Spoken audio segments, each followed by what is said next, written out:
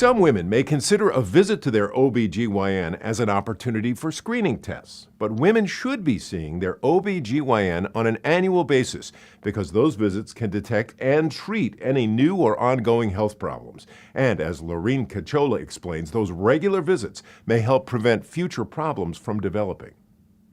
It's a visit that should happen at least every year for most women, a visit to an OB-GYN.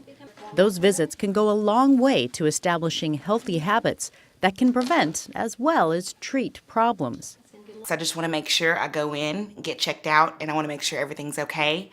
It doesn't take much time. You just go in and you see your physician and go out about your day. I've had so many friends who they decided not to go, and they wait until the very last minute. They go after years, and something comes up that could have been prevented, if they would have gone and been proactive and had their yearly exams. So, the American College of Obstetricians and Gynecologists says the annual assessment is important because some women may need additional screenings or counseling because of individual risks. There are many diseases that develop at different stages that can actually be asymptomatic, or the patient wouldn't know that anything was wrong. OB-GYN visits can begin with girls, assessing their current health status along with body development. That can include an HPV vaccination, which should occur before a woman becomes sexually active. Beginning at the age of 21, women should also begin getting a Pap test or Pap smear. It is used to screen the cervix for cervical cancer. So when we do our internal examination, we are looking at the cervix, which is the opening of the uterus, located at the top of the vagina, and we are going to swab it essentially so that the cells can be examined under a microscope and make sure there's no precancerous changes. That's one of the most important things that happen in the annual here. Recent guidelines say women no longer need a Pap test every year, which may cause women to ask whether they should still see their OB-GYN annually.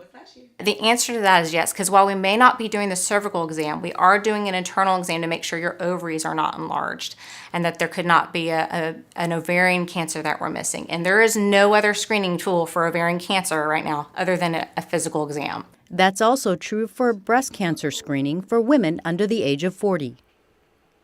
All we've got right now up to the age of 40 to make sure you're not developing a breast cancer is a physical exam, and that's why you're coming yearly. You're getting that breast exam to make sure there's not a lump. And we hear stories all the time about women being diagnosed in their late 20s and their 30s with breast cancer, and yet we don't do annual mammograms until age 40. So again, that's why you want to see your doctor every year.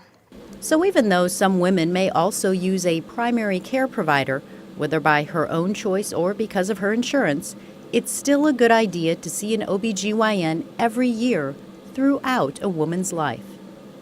I only have one body. I want to make sure I take really good care of it because I kind of want to last a long time. So it's very important to me, and physical fitness has become, a part of my life. I work out every day. I even do, fitness competitions. So I've made it, a hobby of mine to take care of myself. And that goes into, exercising daily, eating healthy, just making sure you make the right choices. For Smart Medicine, I'm Lurene Cachola.